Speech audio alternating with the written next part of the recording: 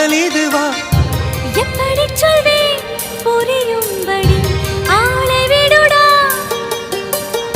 மன்னிச்சுக்கடி காதல் செய்வேன் கட்டளைப்படி